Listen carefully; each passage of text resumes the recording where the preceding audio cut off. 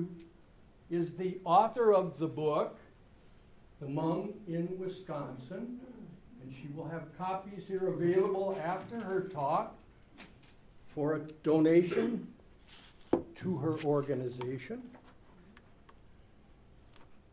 It's part of a series of books on ethnic groups in Wisconsin by the Wisconsin Historical Society Press. Maizhong grew up in Kaukauna, went to Lakeland University, is an alumni of UW-Madison, and currently she works for the Wisconsin Department of Health Services in Madison and is the board president of the Hmong Institute. She is also a cultural trainer and folklore performer, including Hmong poetry, song, and she's been a storyteller since 1997. She's been a tireless advocate for the poor for the last 35 years, especially the Hmong people and refugees.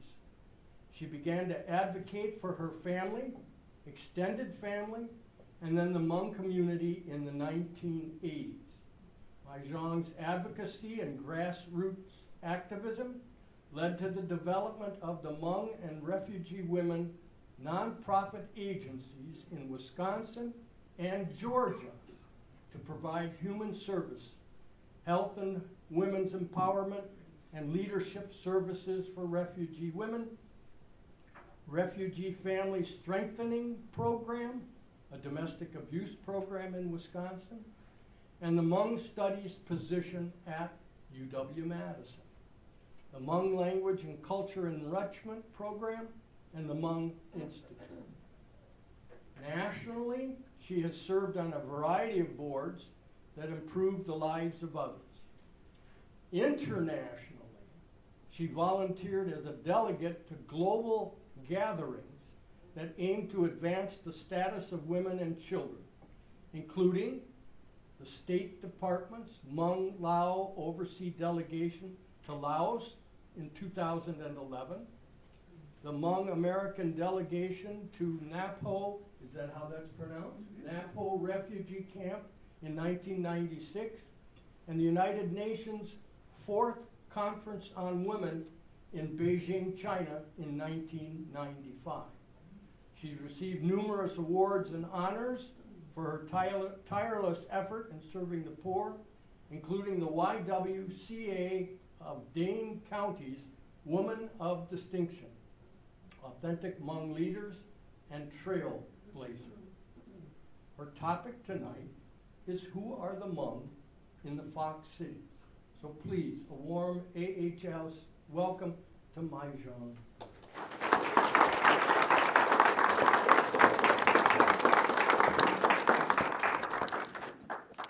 Thanks for having me. How are you all doing?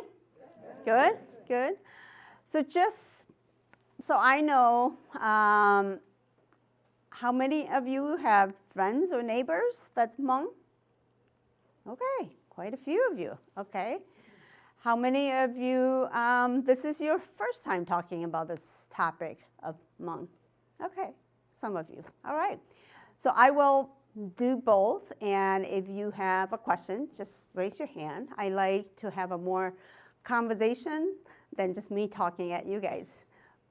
And so ask question if you have a question. Otherwise, I can also talk. So this is me.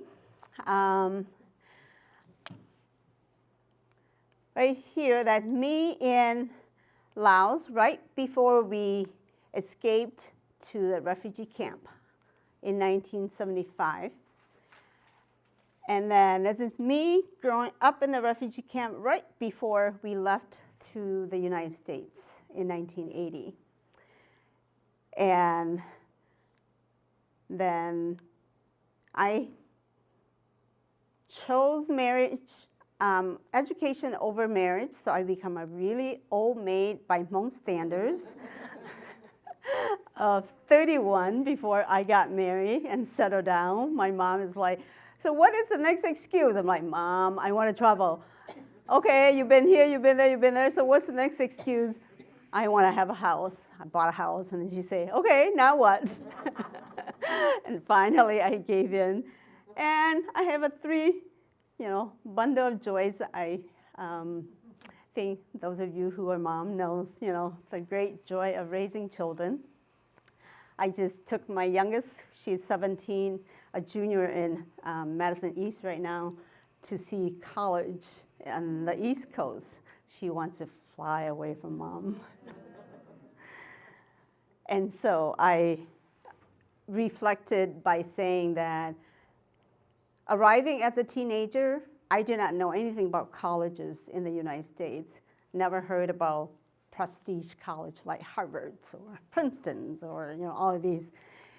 And being able to see it with her is such a great joy to know that the education system in this country is so rich, and our kids are so fortunate to have those.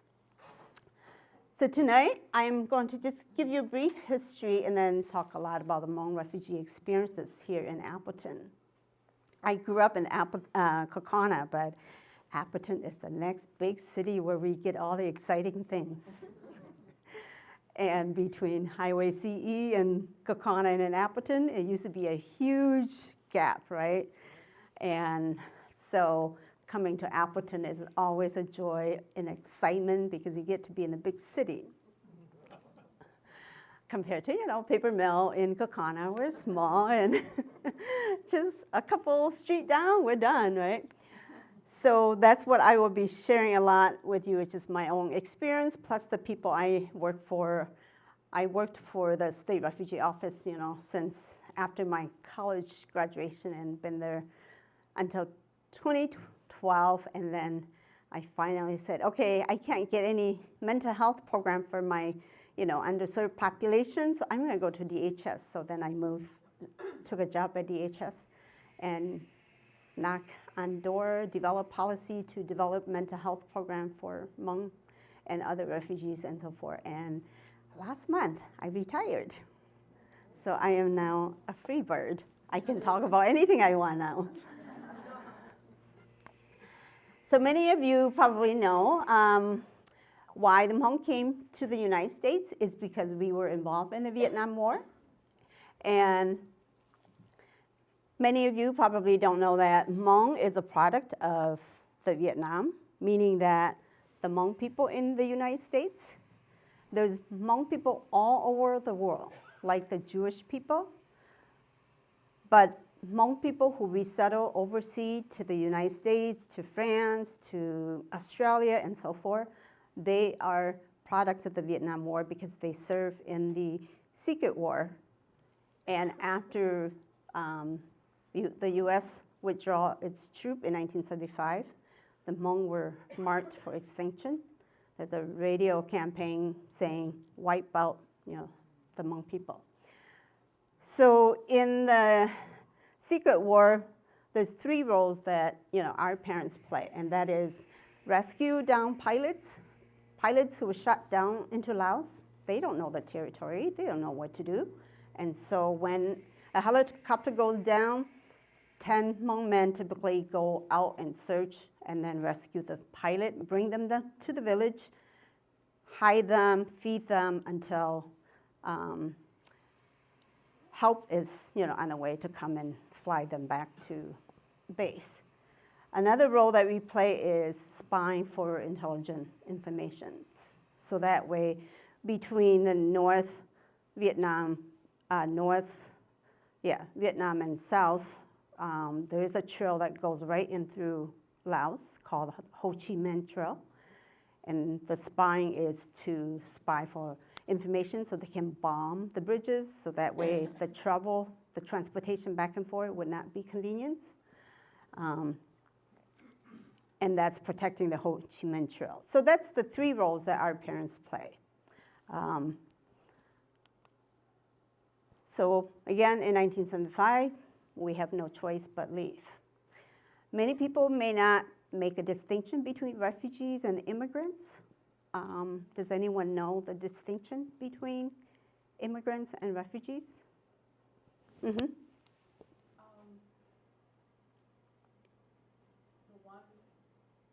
One of them would be killed if they returned to their home country. Is Yep.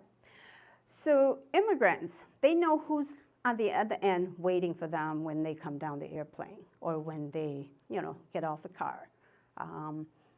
For refugees, they have to leave because if they don't leave, they will be killed. And so they don't know where they're going. They don't know who's on the other end of the line waiting for them. They don't plan. They leave because of safety. Whereas for immigrants, they plan because of economic opportunities. So they know where they're going. So with this distinction, the integration, the acculturation experiences are really different. For example, my father didn't want to come, stay in the refugee camp as long as he could.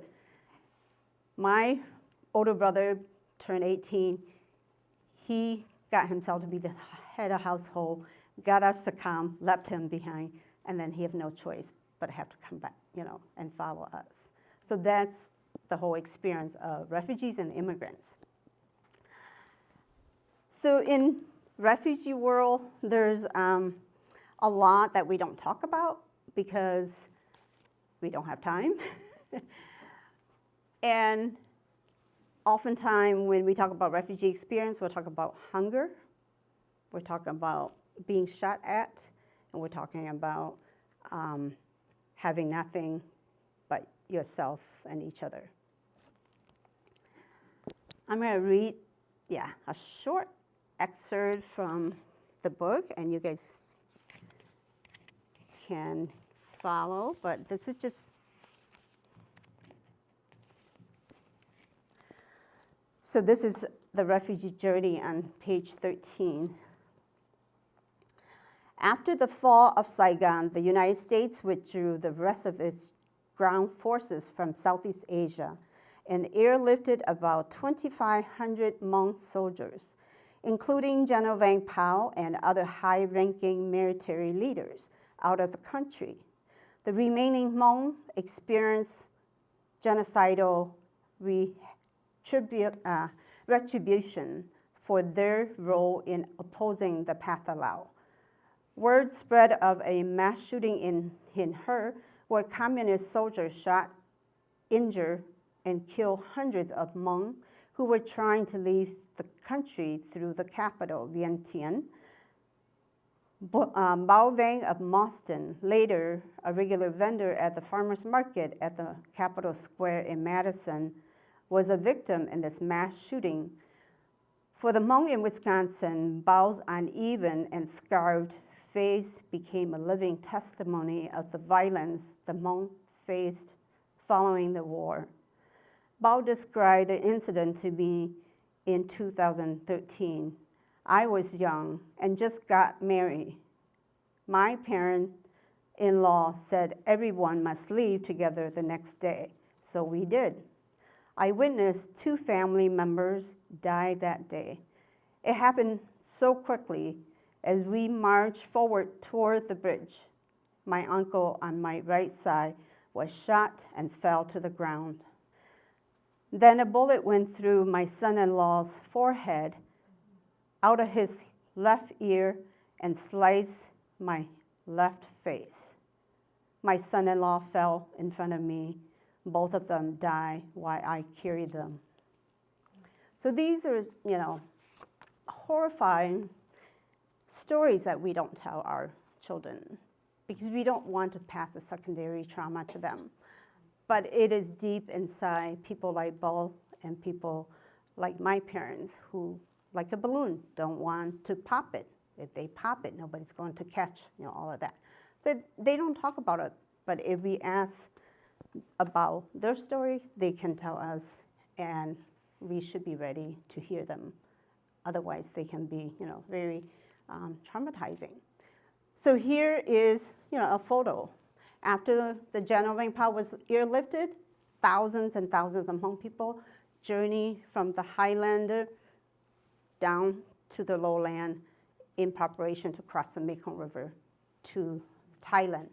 And once they're in Thailand, they are safe because now they are refugees and they're not with the threat of the enemy, at night, during the day.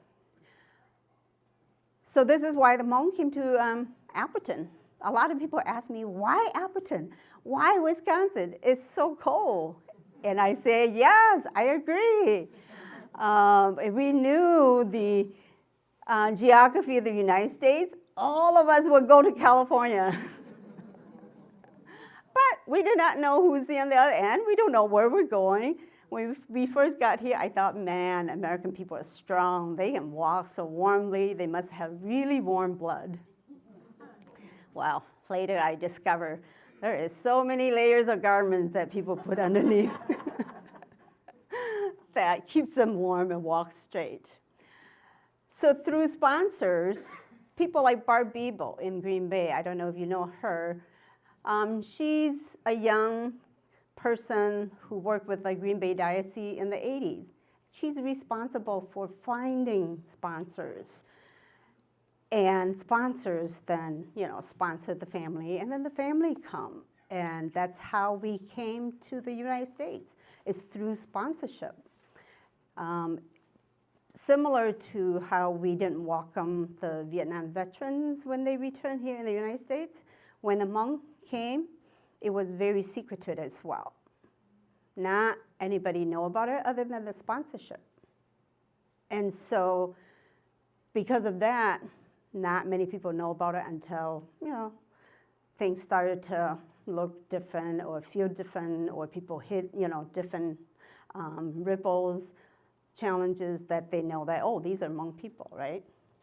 So sponsors were a big part of bringing us here. The first Hmong family to arrive in Wisconsin is right here in Appleton and Wausau. So 2 families came together in an airplane, and one got dropped here in Appleton on January 31st, 1976, and then one went up to Bandol, a little town outside of Wausau. So that's the beginning of Hmong resettlement in Wisconsin. I did a lot of talk with Father Vanderbilt when he was still alive, when I was doing the book. And he tells me stories that I just laugh, and sometimes I, cry, but we had a good time. And he said, I got my team together, a team to help my Tao and Sang drive, a team to take care of the children, a team to take them to ESL class, a team to take them to work. And so he assembled like 7 committees and ready for this family of 7 people. And then they're all excited, and then landed the plane, came my Tao and Sing's family, and the interpreter couldn't speak to them. And Father's like, why? Why can't you speak the language? Well, because I'm Vietnamese and they're Hmong. And so Father's thought, oh, all people, all boat people? I thought my Tao and Sing are all boat people like you. And the interpreter said, no, Vietnamese people came by boat, so yeah, we're boat people, but these are not boat people, So that was the impetus for the Father Vanderbilt to learn more about the differences between, the different type of refugees. And that's the same. So I show this picture here because here are sponsors. Sponsors who take on their family, oftentimes mentor them, shelter them, and protect them, make sure that they become good citizens. When I say shelter, I talk about, like the little egg that needs to be developed from the yolk. The shell has to be, protecting the yolk, so the yolk becomes a little chicken, and when the chicken comes out, then they can be on their own. That's what sponsors oftentimes have to do, because they know that their neighbors don't understand about who they are, and if they hit racial discrimination, they would be, damaged, right? So then they do a lot to protect them and to shelter them and make sure that they grow, healthily. And so we're very thankful for sponsors who have great commitment to the families and making sure that families are surviving. So in Appleton, you don't know, but Appleton is a very important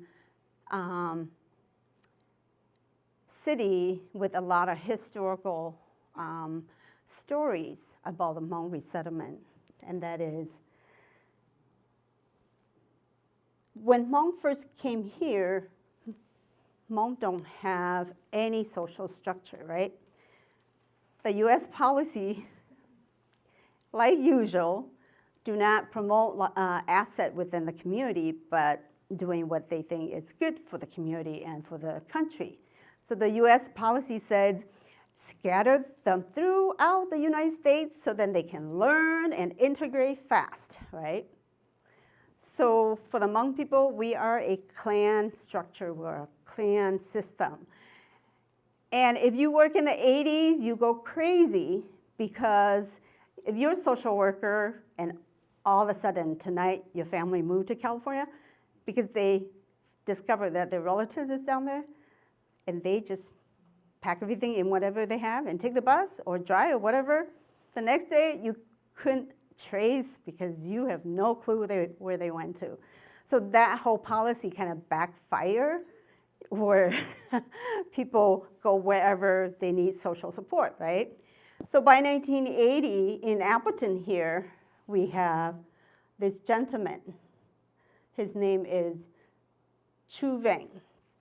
When the war broke out, he's an educated man in the military. And so he came here, he got the social organization in Appleton and the social system organized. By first, they have to think about their own well-being. People were going to die. When they die, what do we do, right? How do we properly bury our loved one? So, So they created a sunshine fund to take care of funeral homes, making sure that you can bury your loved one when they die. And then next, they can't eat hamburger all the time or potato all the time. So what do? They create the first Hmong grocery store in Wisconsin, and I was told probably in the nation.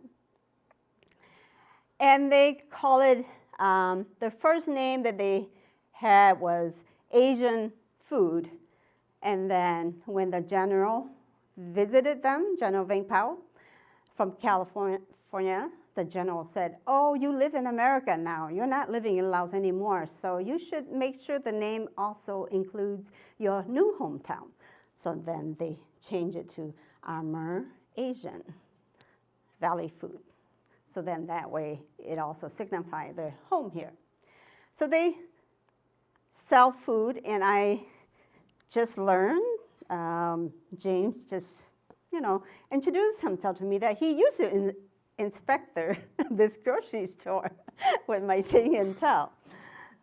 And so after that, they formed a nonprofit called Hmong Fox Valley something, I forgot the old name, but the new name now is Hmong American Partnership. It's on Calumet right now. And so this became that structure to help the Hmong in Appleton, in Oshkosh, in Green Bay, and then they expanded and expand. So Chu is now in St. Paul, but his legacy lived here with all of us. So starting a new life all over again is really the clothes on your back that you came through, and that's it. You don't have anything else. So we were very fortunate to have Hmong clan leaders who were fighting in the secret war, trained by the Americans. And so this is Singh, the store owner, and he used to fly with the American pilot. So he's the one that tells the pilot, drop the bomb right here, drop the bomb right there, because they don't know the territory when they bomb the enemies, so that's his role.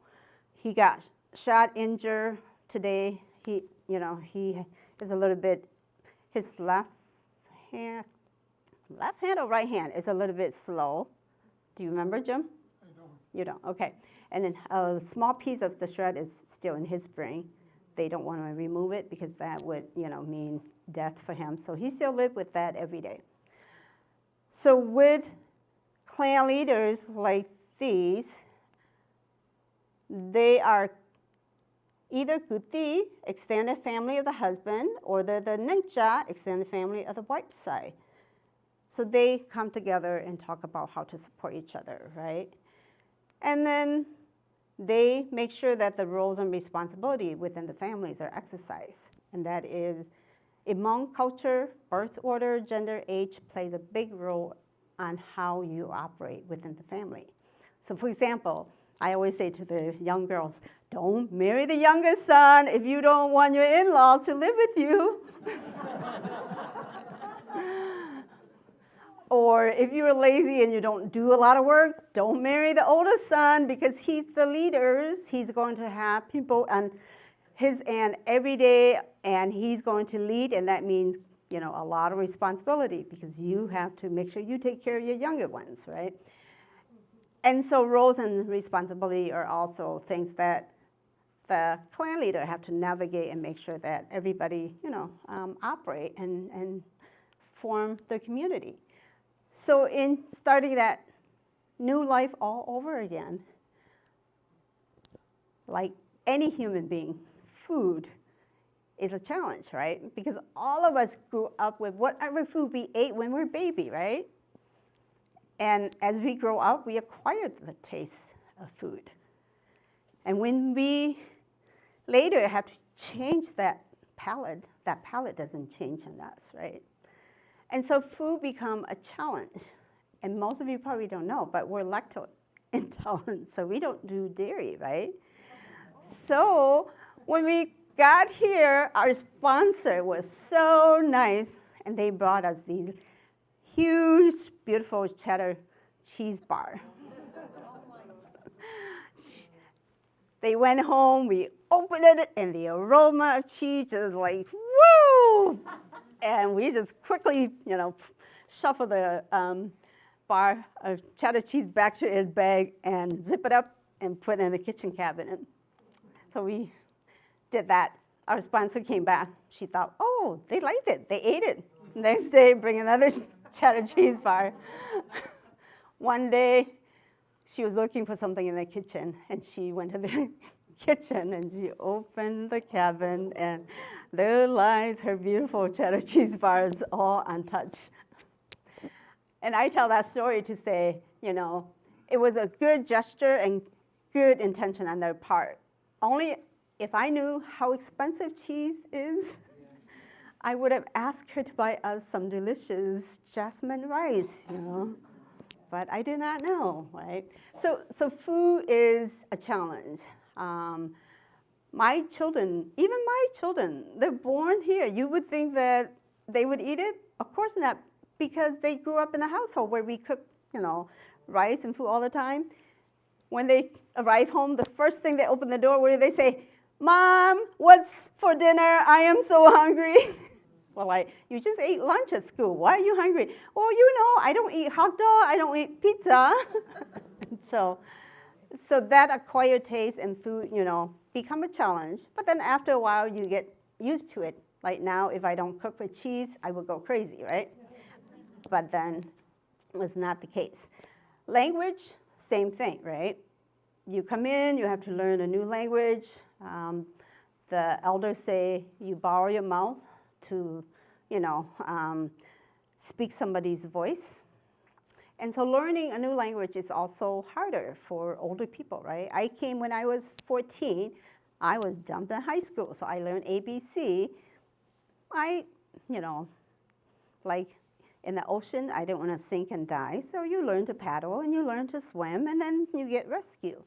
My parents, they're older. They didn't want to, not that they didn't want to learn, but they didn't have the time. They're, too much, and then they believe that they can't learn a new language, right? So then they don't learn much about it. I put the yard sign here because when you guys see yard sign, what do you think? Normal, right? What do you think? A sale. Huh? A sale. A sale, yeah. Rummage sale. Rummage sale. And that's normal, right? Well, for us, learning a new language is not normal because we have to understand what it means, right? So my best friend, Professor Cha, who teaches at St. Cloud, told me her story about learning English, and I just laughed off, the table, because she said, American people, I don't understand them. When I was learning English, I did not understand the whole thing about yard sale and garage sale, and I asked myself, why would people want to sell their garage? Why would people want to sell their yard? And if I get there and I bought it, how do I transport it back? And if I transport it back, where would I put it? Because I already have a yard and I already have a garage. And so I just laugh. I just like, oh, yeah, you're right. And so those are things where language, we learn it. It's normal. We understood the meaning of it. But if you're new and you're trying to learn a language and you're really trying to learn the language, you would just go crazy when things like this got thrown at you, right? Or so I used to run the women's project, and so I have all these Hmong women. I'll tell that story later when I come to it. So anyway, so culture clash is the next one. After food, language, culture. Now that we're in our home, we have some food to eat, we start to go out there, we start to interact with our neighbor, particularly at school. Our kids are required to go to school, so we have to be at school. There's culture that clashes, right? So now people start to know about who we are. So then the clashes usually happen. There's a complaint because there's lots of cars parked on the driveway or on the street. Or at funeral home, there's somebody's phone. At funeral home, there's long hours and lots of cars, so the traffic, the people, right? So oftentimes that becomes the clashes. The other is because our culture includes sacrificing animals, right? So sometimes people need live chicken, so they may bring the chicken home. And the neighbor may see them plugging it in the backyard. And then, they call the police on them, right? So that's where culture clash comes in. And then later, as we lived in, the racial tension started. And then as we integrate into our society, we have to think about what do we keep? What do we let go, right? Or do we just let go of everything, assimilate, and totally leave our identity behind to become Americans, right?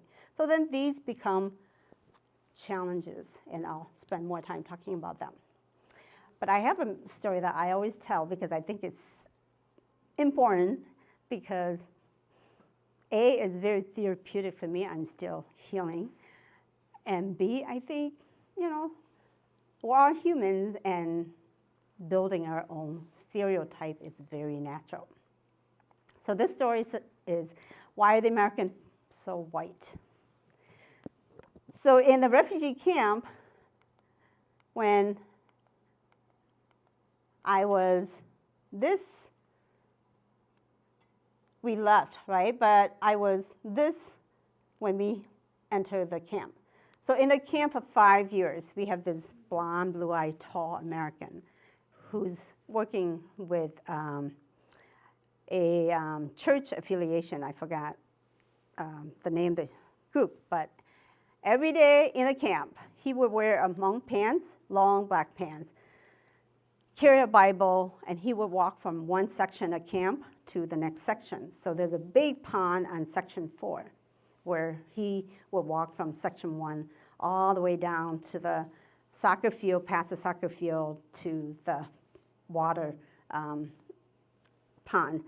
And this is a man-made pond that was made for us, in the refugee camp, so we can bring water to water our garden and so forth. So as children, the attraction of the day, the highlight of the day is to go find this American guy, Why? Because he's tall and blonde, blue eyes, and we were down to his waist. So imagine, you're a child, you're curious, right? So I would go and, finish my chore, carrying water and water the garden, and then after that I would be a spectator, go find this American guy and see where he is. And it's not hard to find because he's always followed with a group of kids.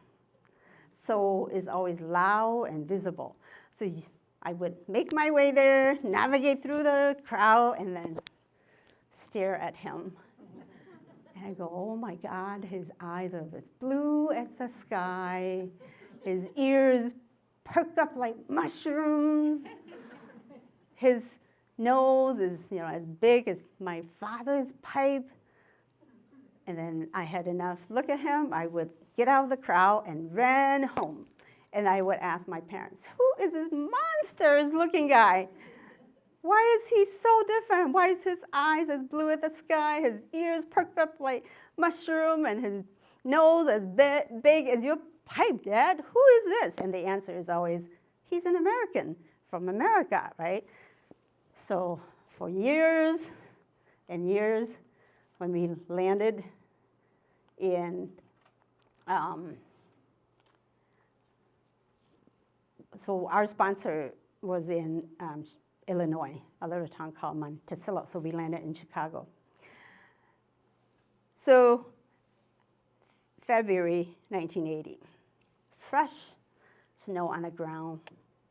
I look and look on the airplane as it's about to land. The country is nothing but white, pure white. I study and study for a long time, and then I turn to my brother who speaks some English, and I said, oh, I get it. The American people are so white because they live in a white country. And so we got down the plane, come the door, open the door for us. Our sponsor is just like this gentleman, tall, blonde, blue eye. And we're like, oh, here we are in America. So anyway, I tell the story because then after 2 weeks, my sister and Sing and my child live here, so then they bought us groundhog bus tickets, so we got here. And I started to question, oh, who are you? Who are you? You don't look like this guy.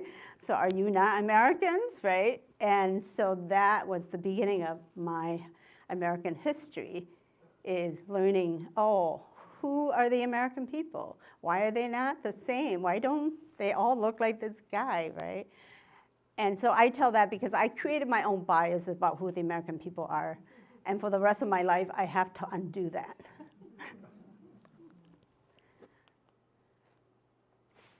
So again, language, I talk about food, dairy, many people still can't do that. The other piece that I haven't talked that it's still affecting us, but not as much because now we have children who speak the language. We have people like me who work in the government, so we're trying to make things more accessible to the community, and that is, access to services, going to the doctor. When you don't speak the language, you're so afraid to go because you don't know what the doctor's going to tell you, especially if you have an illness and you're getting diagnosis, right? Or education. Our system in Laos, we give pride and joy to the teacher and the school system. That means if my children go to school, you're the teacher. You're responsible for disciplining, teaching, and mold them, right? So that means if you need to discipline them, it's okay, you can discipline them, right? Whereas in this country, the parents didn't understand that that's the system here, so then they dropped the kids at school and they thought everything was fine until in some household in the early days where the children are given the powerful role of interpreting, right? And doing PTA times with the parents. Guess what the students say? Oh, I am fabulous, even though, I feel a great time, right? And so that's the difference in the culture, and assessing the system is not accessible because of language, and then on top of that, the whole system and the culture within the system is different as well. So we have a lot of challenges in that. Same thing with the legal. A lot of interpretation of the legal system also is different. So like in the book, I talk a little bit about the very extreme case in Oshkosh where a Klan leader hanged himself in jail because of an innocent mistake of the teacher who didn't understand the culture of coining in the Hmong community. Do you guys know that culture? Where if you're sick, you have a headache, you have a tummy, we rub coins into a certain part of our body, and the more purple, the darker it is, the better you get. So the teacher didn't understand this whole custom of healing, right? And so she called a social worker. The social worker called the police. The police went to the home. The Klan leader had company. There was lots of people in his home. The police just came and handcuffed him in front of everyone and took him to, police station. And they, like normal, they put them in jail, hold them in jail before, they talk about it, right? And he was so humiliated and so embarrassed, he would not know how to face, the people and all of that. He hung himself in jail. Just, because somebody didn't understand the part, So there's a lot of legal issue that went through, that we learned, that the system learned, that we have to merge and learn about each other. Same thing with government.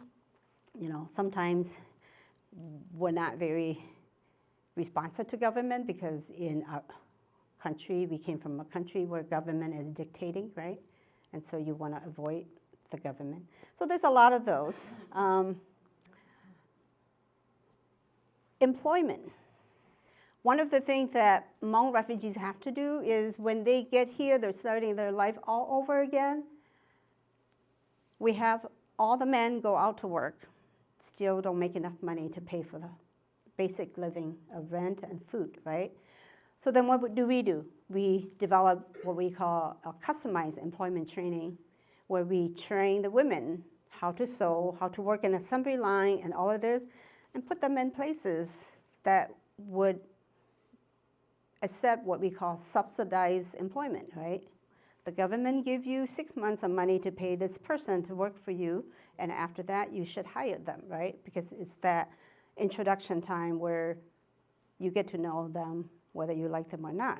And so, we're thankful for Anchor Food, Kimberly-Clark's, Jack's Pizza, or Goodwill. These are popular places for our Hmong women to work in the 80s and 90s. And the best thing is, they ask for more Hmong women after they hire the Hmong women because our Hmong workers are very, very hard worker. They don't, skip. They don't just call in sick. They take the job seriously. So that turned out to be a really nice relationship for them. Survival languages. So I talk about my mom and my dad a lot because that's what I see every day. But other mom and other dad have the same challenges in learning English. And that's the attitude of how old you are, can you learn, how much problem do you have at hand, and so forth. So this is my beautiful mom. My mother wants to learn English so much that while we're at school during the day, she would ride the bus from Kaukauna all the way to downtown Appleton, all the way back. So she would have the opportunity to sit next to someone who speaks English. And then she would say, my name is Tao. What's your name? And that's how much she wants to learn English. When she doesn't ride the bus, she'll go to the thrift store. And she'll go, look at this. And then the clerks will come, can I help you? And then she'll have a little conversation. So that's how she learns her English. And then, at night when they offer ESL classes for the adults, then she goes in and learns another an hour or so of English. And I tell this story, and then she learned from us too. As teenager, man, we are just tired of telling mom, okay, we have homework. Wait, I gotta do my homework first, And midnight, she's still hanging on to her book and trying to learn. And then you just feel like, oh, okay, I'll give you 5 minutes of my time. And then you go tutor her, and then she gets to learn. So that's how she learns her English. And my father, on the other hand, said, I'm not going to be able to learn a whole new language. It's just a waste of my time. So therefore, I am too busy, disputing issues in my community because my father is a big clan leader. And so even when he arrived here, people still come to him after they know where he is. So in our household, we're always busy with people.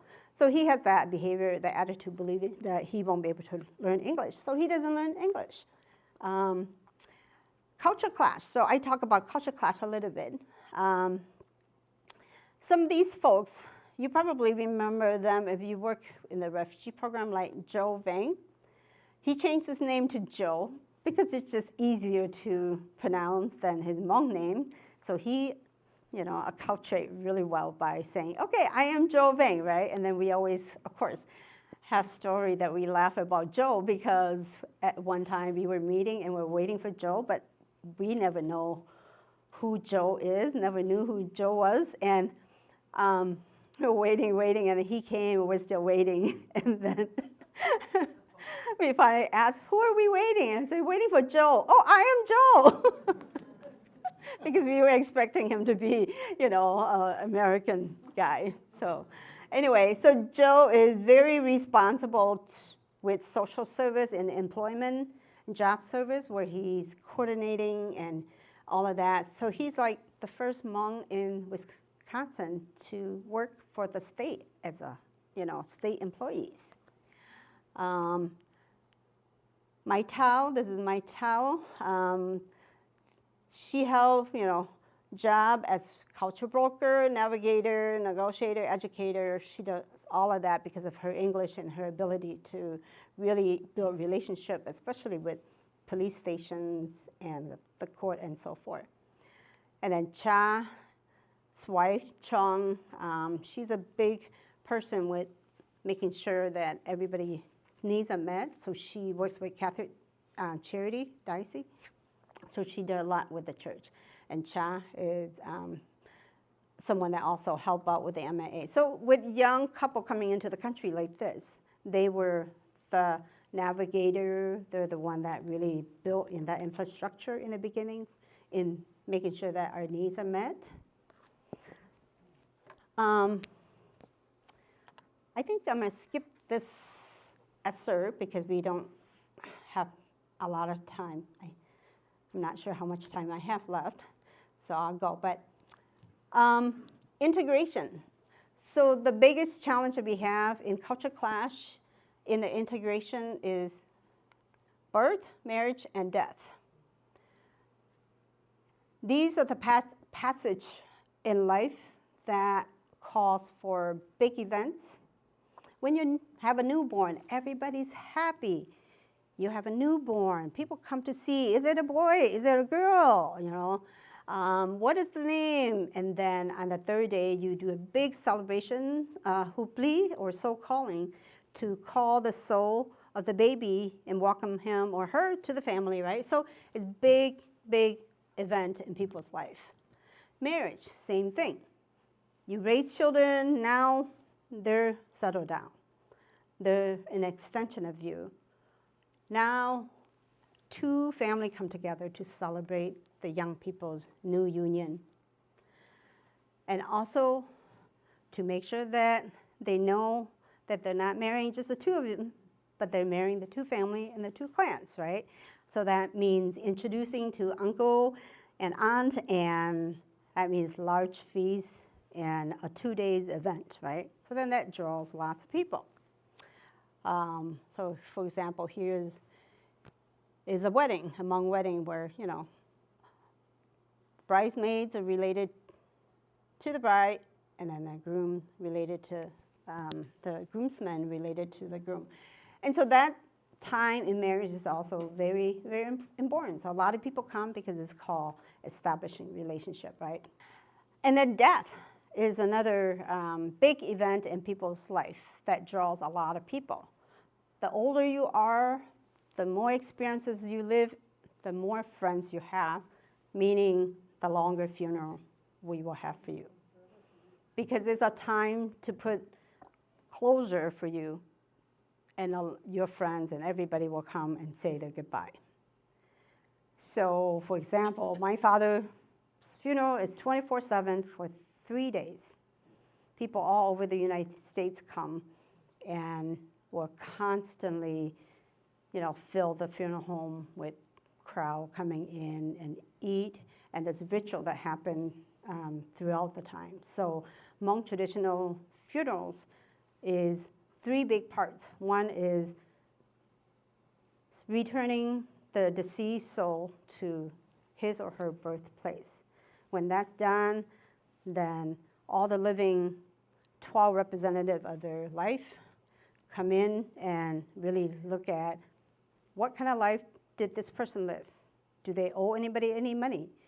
Do they, how many offspring do they have? What kind of life do they have? So they come in and kind of trace down what kind of life they have. And then the last part is sending them to their new home. So that's why the funeral is really long. So these are the integration part in our society that oftentimes, is very challenging because, again, it generates a lot of crowds. This picture here is the typical hupli, or soul calling, where it often involves an egg, white string, and the chicken, but we don't see the chicken in this picture. And that soul calling can be done for newborn, marriage, death, all of that. And then this is a picture of funeral, a typical funeral. So see all the paper here, the deceased casket right here, and then all the activity here, there's a drum. And so if you go into the Hmong funeral home, you think it's so unorganized because you have no clue what's happening. But there's lots of procedure happening at the funeral home. And then, when the ratio comes, the ratio is a little bit subtle.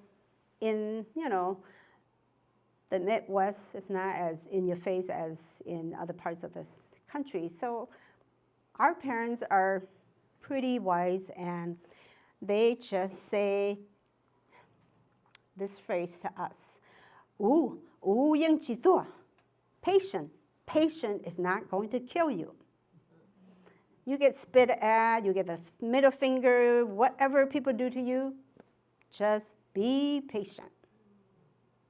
So that's all we do. We just be patient and walk away. Or some parents would say, some parents will say, study hard, and be their boss someday.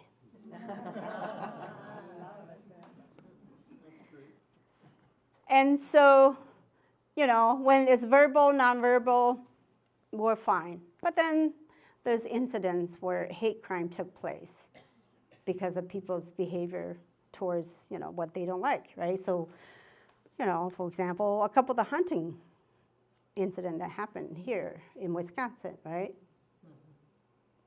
That really shake the relationship and tested the relationship of the Hmong and their new home when that happened, right?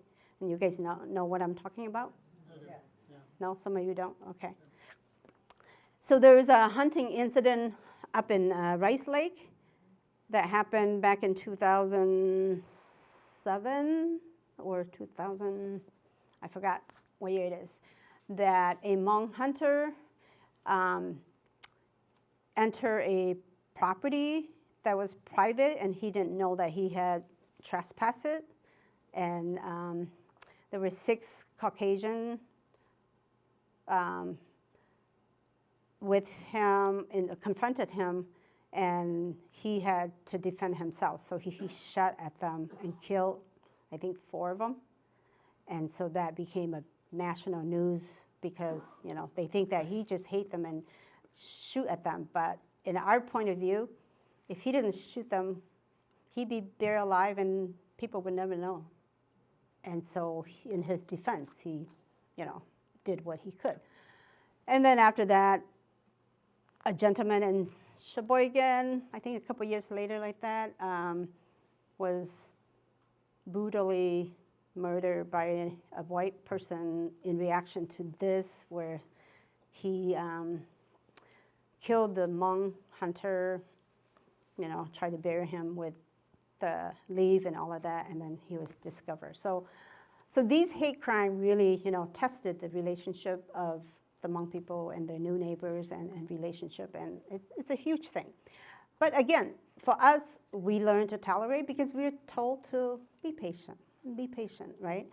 And so our children are growing up to be very individualized, and that's our fear, is that they're not going to be patient and be patient. They're not going to tolerate the way we tolerate. And that means, life in the future might have more interaction on behavior issue rather than verbal, right? And that's very problematic for all of us to think about. In Appleton, we are very fortunate. Many of you probably have a lot of relationship with Mayor Dorothy. She is so generous in her leadership, where she embraced us. She come to our Hmong New Year's and let us, do the hoopli and tie string on her, or she would come to our home when we invited her. I mean, she participate like she is our leader, and she is, our leader, right?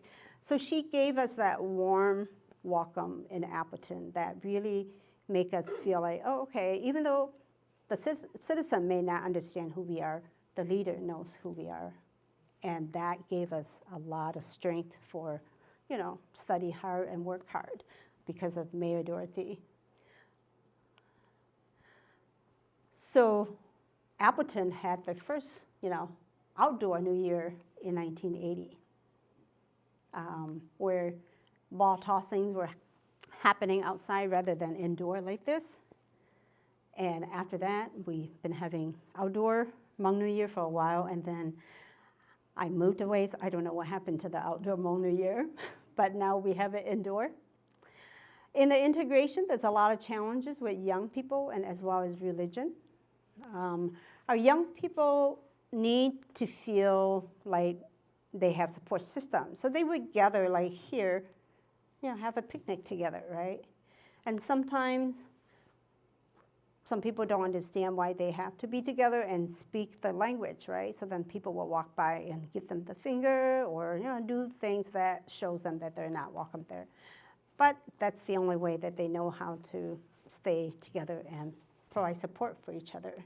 Some parents converted to Christian when their sponsors are, from churches. So then they, baptize, and then they go to church, and then they become regular church member, and that's how they live their life, right? Some people that are still traditional may do it because they have respect for their sponsor, but they may not go to church every day, right? They may do the Hmong ritual at home, but go to church on Easter, Christmas, big events, but may not do it daily, right? So the challenging part is oftentimes this causes a lot of rift between brothers. We have this one brother who came early, and he's a leader in the community, and he still has family back, and his brother grew up in the camp, became a religious leader, and he became a church leader. So when they reunited 10, 15 years later, they couldn't do things together because one is still doing the old way and one is doing the new way. And that conflict, doesn't really strengthening their relationship. So that kind of challenge, happens a lot when we integrate because of religion. Our youth continue to, do whatever they can to be a normal youth, right? So they do picnic, trying to introduce themselves to new activities and be normal, but sometimes the parents don't understand And the parents are saying, why are you wasting time doing these things? Why are you not home helping them, right? As my mom would say to me, you go to school, but you come back and go to the garden with me. Okay, Mom. You know, so then in my time, I can't do tennis, I can't do volleyball, I can't do anything after school. I have to go home, right? And so our younger teens who really wanted to do some of that are getting labeled and getting frustrated from the parents. And the tension grew because they want to be normal by doing normal teenager things, right? And I have a lot of unnormal teenager story that I can tell, but we'll do that in a different day. Integration. So we learn to, I apologize for my title on the bottom. That was from my old presentation. Now you know where. The last place I went to is the Hmong Horrors Library.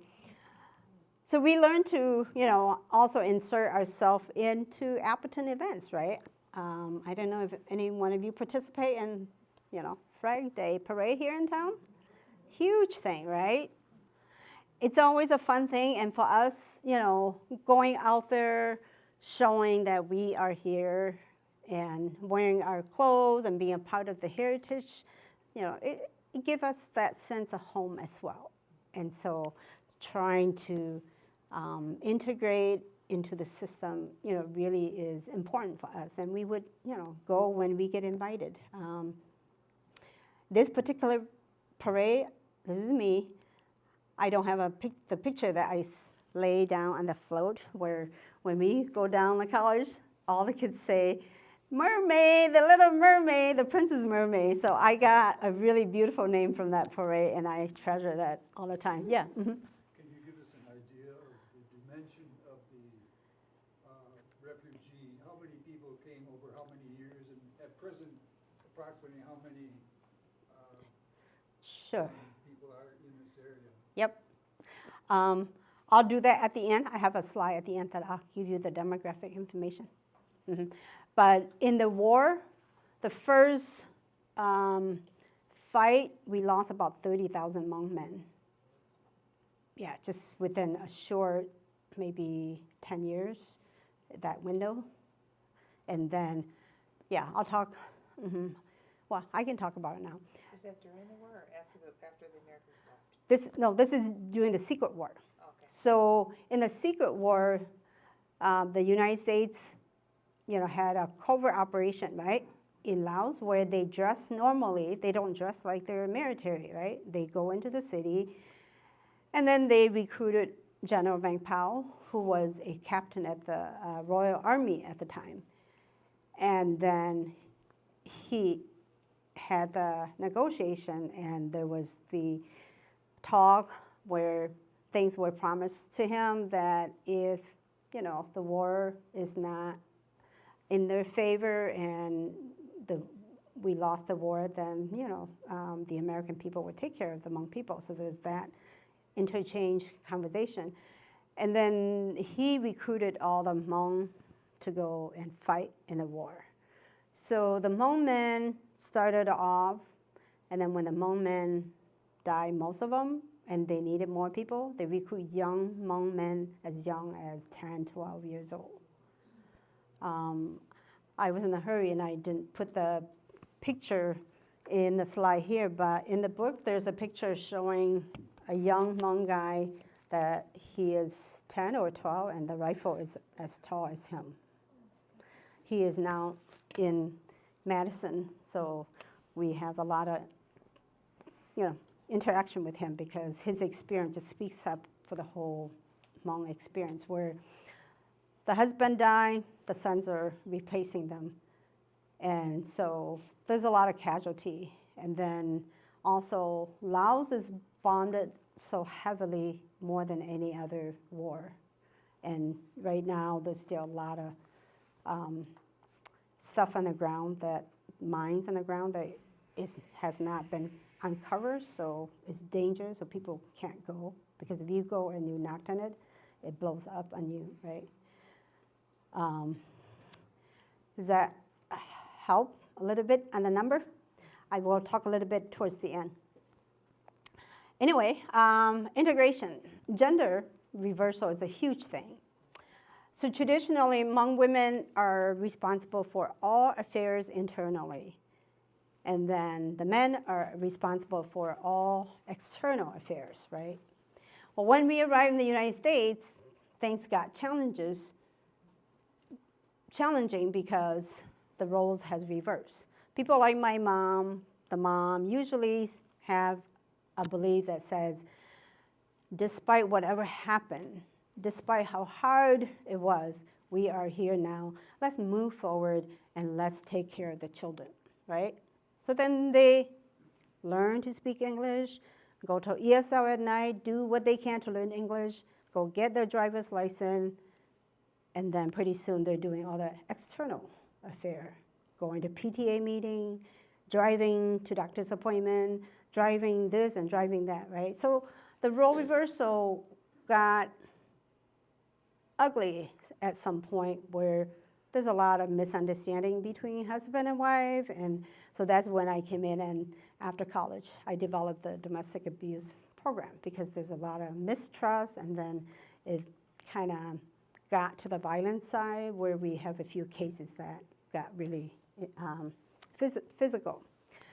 So in the changing role among women, we have to teach them about, okay, accountability in the workforce means going to work, but also you're working with the men 8 hours a day. Don't be too friendly with them, or don't let other people see you be too friendly with them, because you come home and you'll be, having talks that says, why are you dating so-and-so, right? So we do a lot of education to kind of soften the ripples and help the women understand about their new role and all of that. And so pictures taken with our Hmong Women's annual conference. This is me and my jean with all the leaders. And so I have a lot of stories that I love to tell about Hmong women and their role and all of that. But I'll tell you, we also have Caucasian caseworker who work with us, and they become friends too, right? So for 15 years, Sherry is a case manager. She goes in the home to check on her Hmong families. And when she gets there, they loved her. And they open the door, they smile, and they say, hi, Sherry, you come. And she say, hi, yes, I die too. Because she said it in, she doesn't understand the tone in Hmong. When a tone changes, the word changes, right? So when the Hmong said, hi, Sherry, got here. And she said, yes, gutua. She didn't say gutua, right? She said gutua. Can you hear the drop in the tone? And so that shifted to the word die. So she intended to say, yes, I come too. But then because the tone dropped when she said it, yes, I tua, right? And then it dropped. So for 15 years, Sherry's been saying, and the Hmong family just giggle and laugh, and her coworkers just laugh, and they move on. Until she has a new coworker. And then the new coworker said, what did you say? Did you know what you said? And she said, yeah, I said I come too. And he said, oh, no, you didn't say that. And then after that, Sherry's not too bubbly, so she's more cautious about it. So we have lots and lots of stories like that we love. So one story on traffic stop. I love the story because this story tells about the role reversal of older Hmong women. So we have Hmong women who's doing, all the external role because, again, they speak the language, they can drive, and the husband's a little bit slower, they can't drive. So there's the big general, Vang Pao comes to town, about maybe once a year, and then there's a big meeting where all the men go and listen to the general's update to see what's happening, in the refugee world and how to plan for the next winter, whatever the subject, right? So there's a meeting held in De Pere between Green Bay and Kaukauna. Those of you who know De Pere, right? In the restaurant over there. And the couple in Appleton, they were going. So the wife was driving the husband there. And the husband wanted to get there so early, so he kept pressing the wife and saying, go a little faster, go a little faster. And she's just like, couldn't do anything, so she kept going faster, faster, and then right past Kaukauna on Highway 41, the state patrol turned the light on. And then she realized the police is after her, and she got scared, so she went a little faster. And then the state patrol, spoke and said, turn the noise on. First, it's just a little light, right? And then he turned the noise on. So she got even more scared. She wouldn't stop either. So then he went around to the other lane, and then he took the blowhorn out, and he said, pull your car over the shoulder. Now she got even more scared because she's saying to her husband, my car's so big, how can I do that on my shoulder? Because she could, she only understand the word car and pull, over your shoulder. She's thinking the shoulder is her shoulder. So she got so scared, and she just kept going, and then the state patrol just went in front of her and forced her to, stop. So anyway, the moral of the story is learning English sometimes, when you don't understand all of the definition in a word, you can, misunderstood it and frighten yourself even more, right? Because you don't understand that. So in the changing role among women, they went through a lot like this, where oftentimes the intention is good, but they may not know how to do it, or they may not get the right word, and they just get scared, right? So my first job was in Sheboygan, and I got my mom really, really scared because driving to Sheboygan and Kaukauna is about 45 minutes on a good day, right? On the winter time, it could be a couple hours before you get home, right? So when I get home and I open the door and all the smokes of incense pop out like clouds, you know what I know? My mom's been worried to death about me and my safety, right? So anyway, I left my job in Sheboygan and took the state job. Anyway, so I have to do the interview with Dean Curtis, the owner, and one of the women interview for the job. And again, she didn't quite understand all the term that she's bursting out, right? And we all kind of looked at her, and Dean, our owner, was so uncomfortable, but we all just kind of like, take it cool. So she got really nervous, and then she said, oh, Dean, I am so hot. And so, that was not cool because you're interviewing with a big boss and you're telling your big boss you're really hot.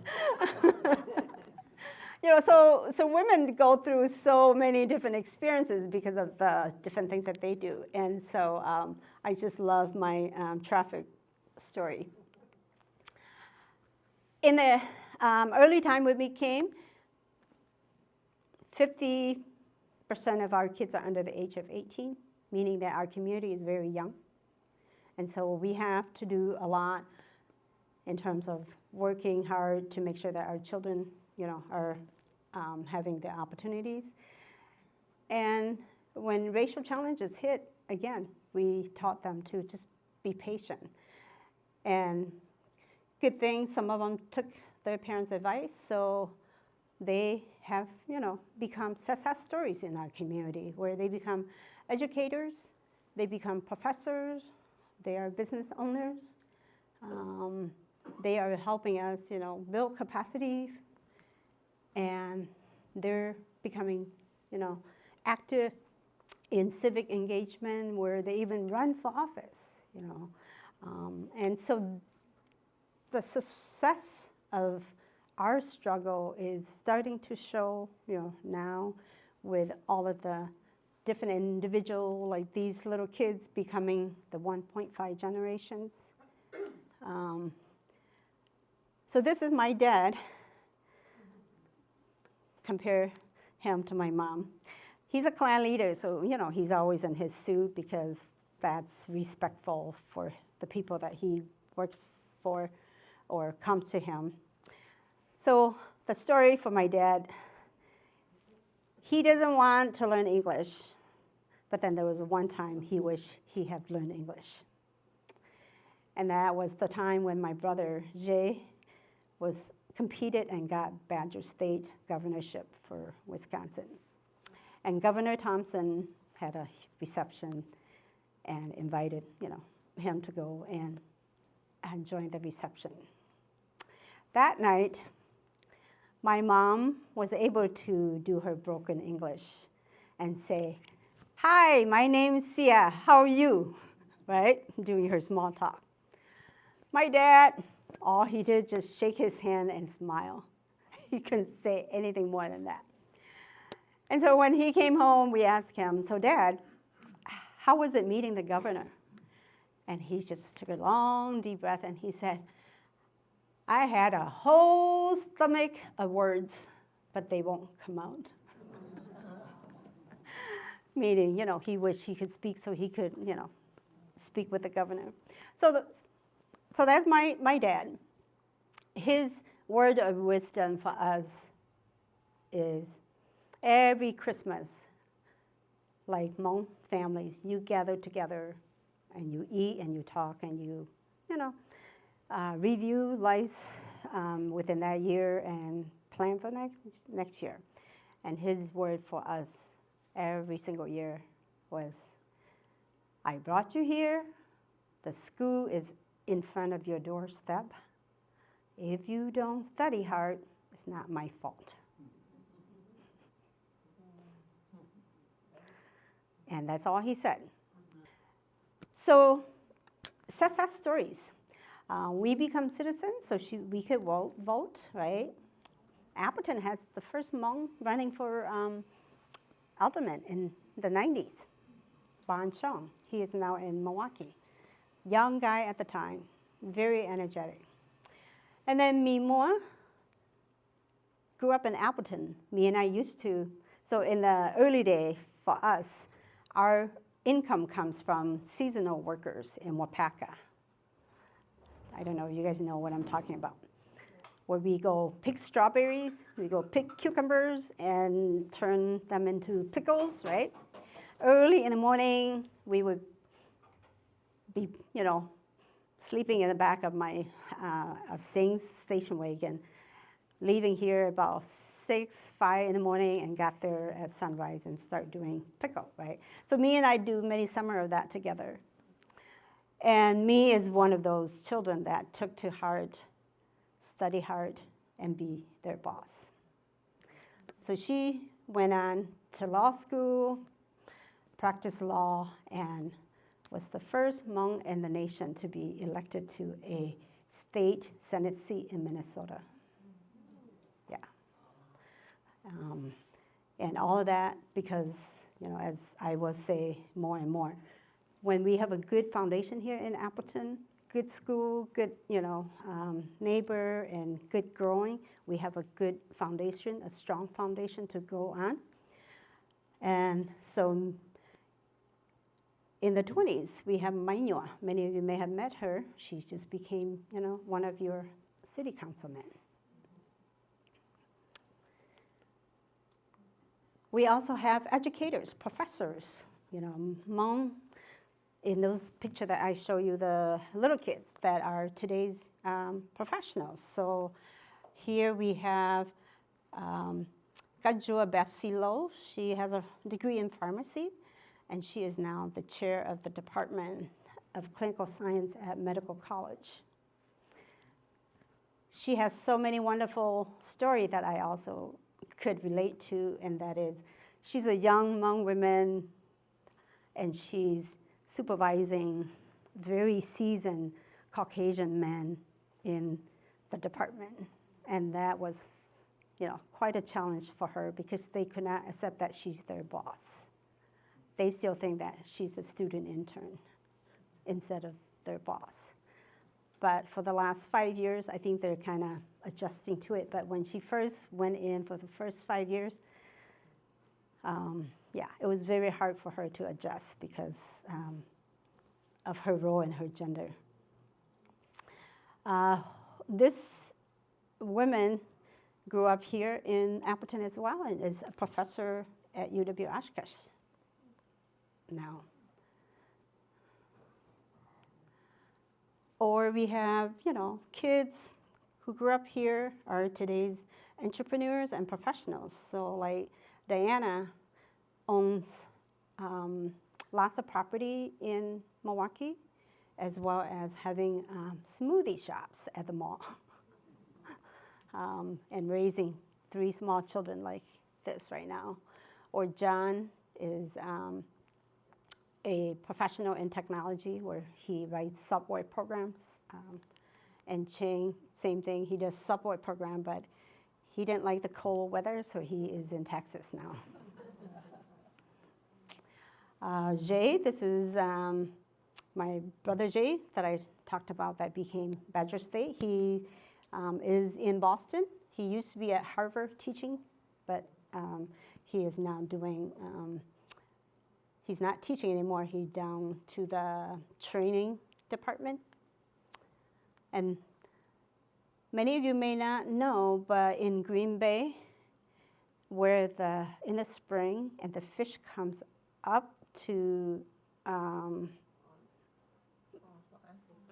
do their business.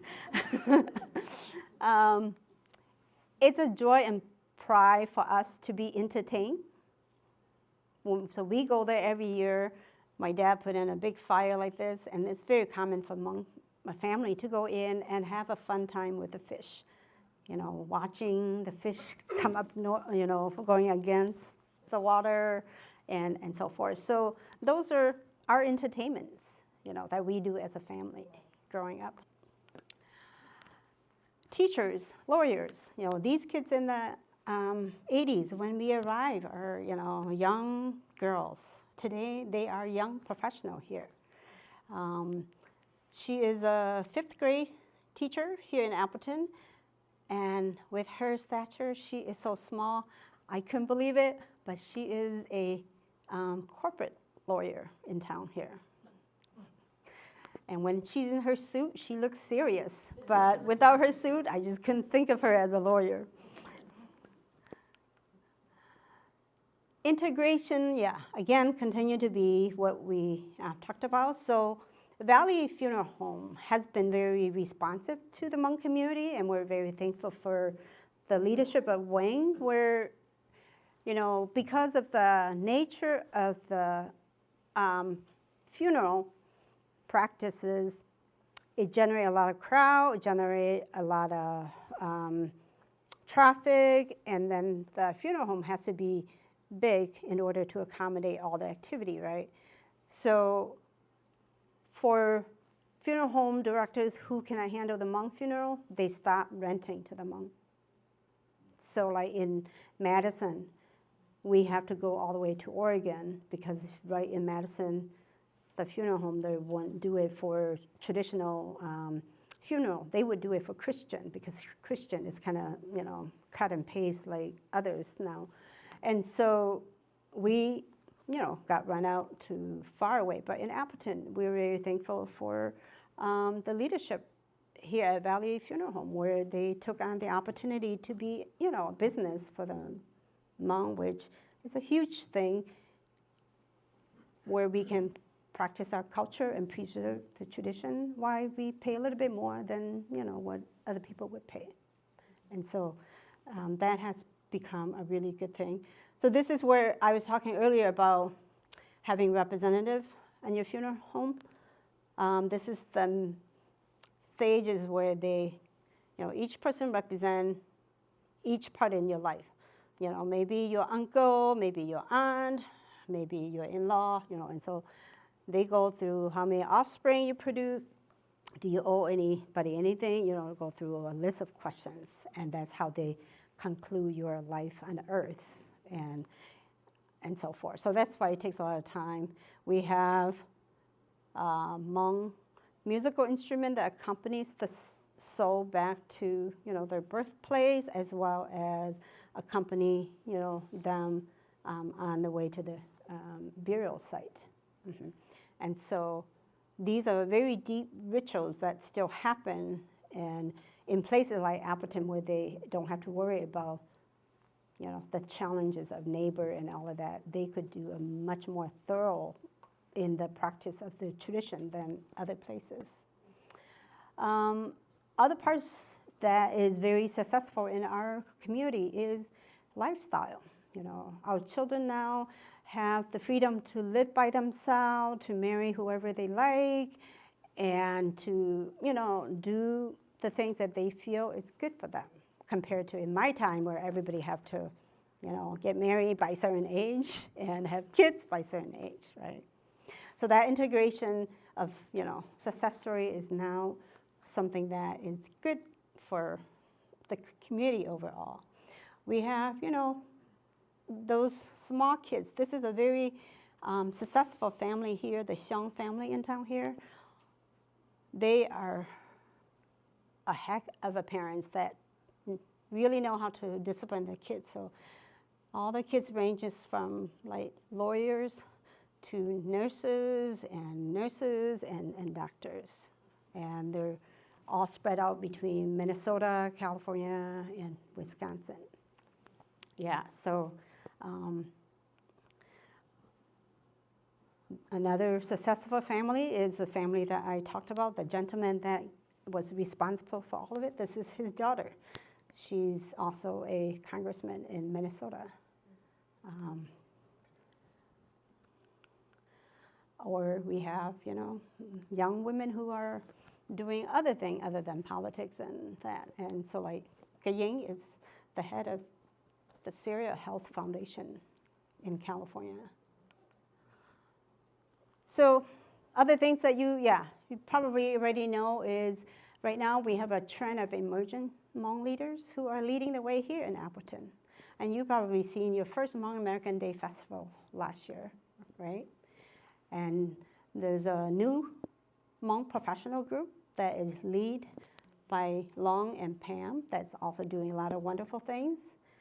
You have your Hmong principal here that you can consult about education.